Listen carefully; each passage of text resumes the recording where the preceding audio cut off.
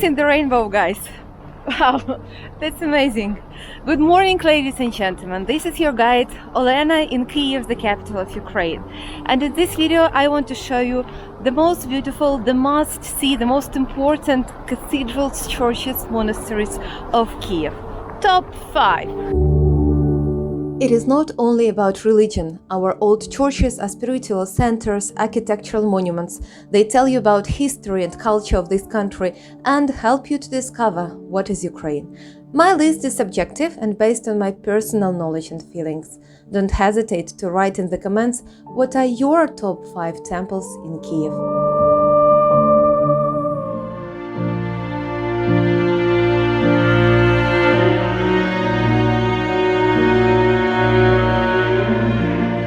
Saint Volodymyr Cathedral is the newest in my list.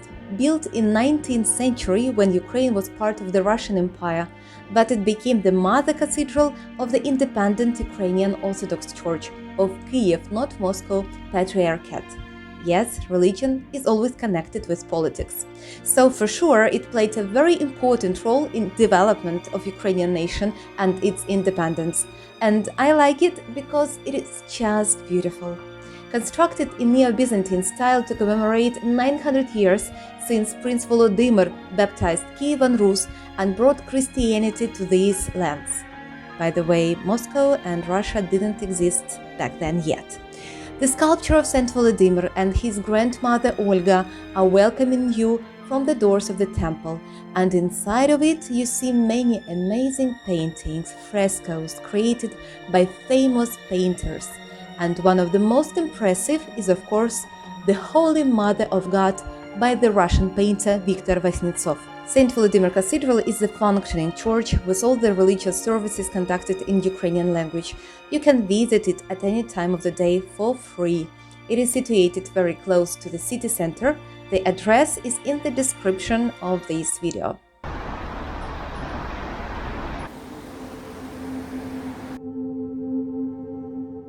Saint Cyril Church, Кирилівська церква in Ukrainian, is another place that is not often visited by foreign tourists and even by Ukrainians, probably because it is not in the city center, but it is definitely worth visiting. This temple of the 12th century is one of the few that survived from the times of Kiev and Rus till today, and it is one of the oldest buildings in Kiev.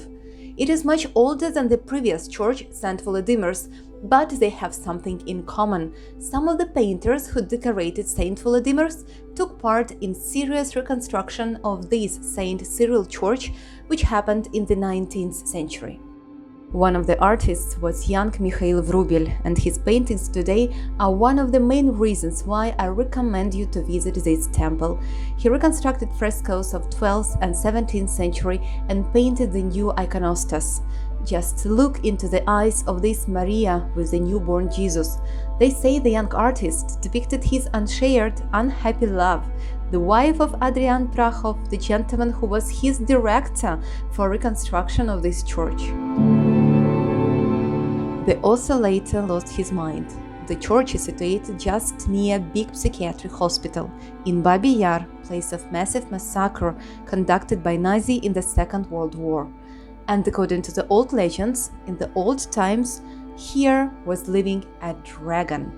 So the place is quite dark and mysterious. Today the church is a museum, but religious services are conducted on holidays and weekends.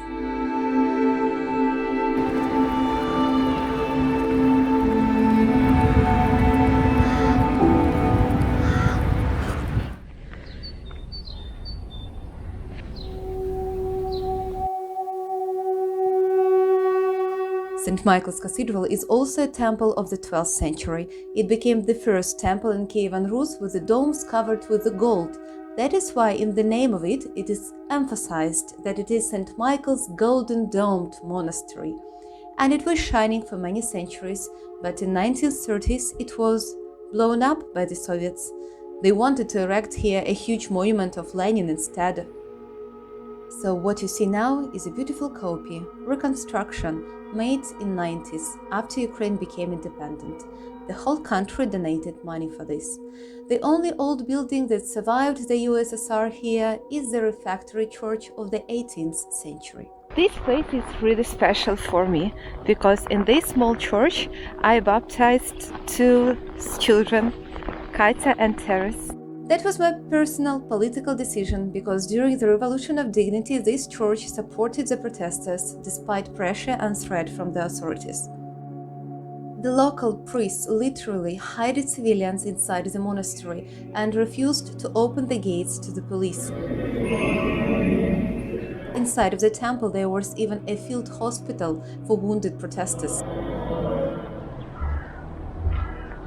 And today on its walls there are portraits of people who died in this revolution and of people who are dying now at war with Russia in the east of Ukraine.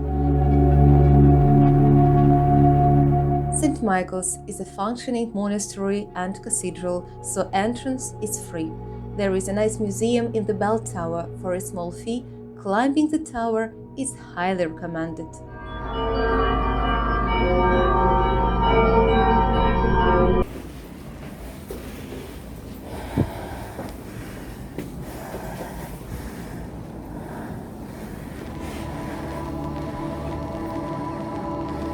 The most amazing and stunning view in Kiev is probably from the top of this great Lavra bell tower.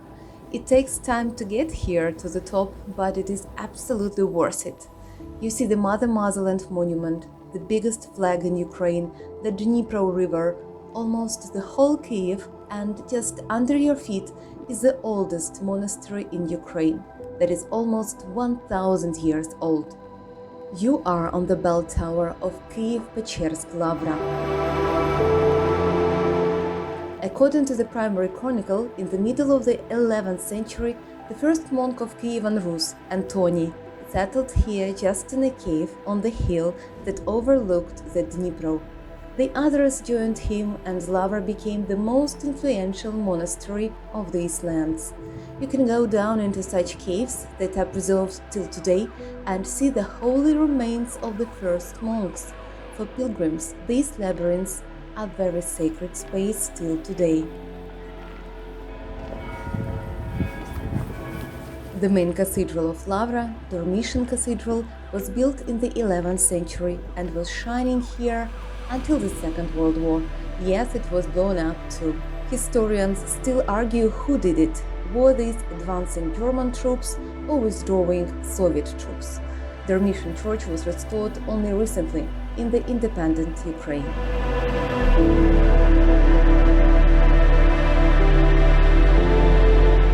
Today Lavra is shared between the church and museum. Some of the places are free, for others you need to pay. It is a huge complex of many architectural monuments such as cathedrals, churches, fortification walls, burials, caves, complex of many museums and exhibitions. So when you come to Kiev, you definitely need to visit Lavra, and I recommend you to dedicate to Lavra the whole day.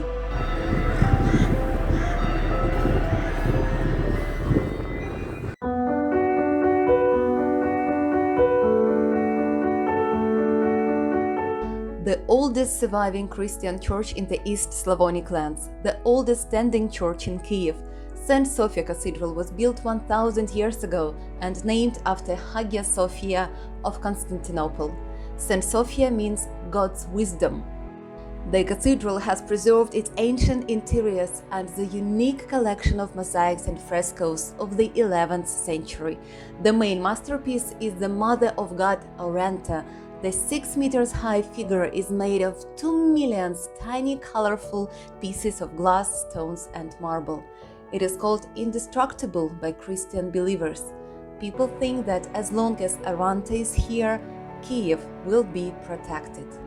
It is a real miracle that all these frescoes and mosaics survived till nowadays, together with 1000 years old graffitis. People were scratching on the walls their messages to God, and now we can read it like the old book that was never censored. The exterior of the cathedral changed a lot over 10 centuries, and it has a lot of Ukrainian Baroque style additions. In the turn of 18th century, more buildings were added to the cathedral. The most significant is the 76 meters bell tower. It's well worth climbing it and enjoy a bird's eye view of the cathedral and Kiev. St. Sophia today doesn't belong to any confession. It is a museum and UNESCO World Heritage Site.